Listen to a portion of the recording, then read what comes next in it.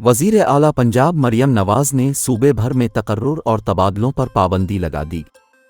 Secretary assembly ने तस्दीक की कि वज़ीर आला पंजाब मरियम नवाज़ ने पंजाब भर में तकर्रुर और तबादलों पर पाबंदी लगा दी है।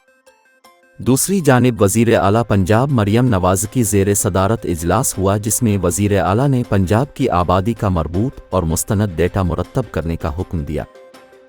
इजलास में फैसला किया गया कि मुल्क की तारीख में पंजाब का पहला मुस्तनद डेटाबेस हब और डेटाबेस अथॉरिटी बनेगी।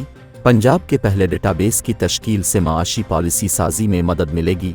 जामे और मुस्तनद डेटा हब से हकीकी मुस्तहिक अवाम को रिलीफ में आसानी भी होगी।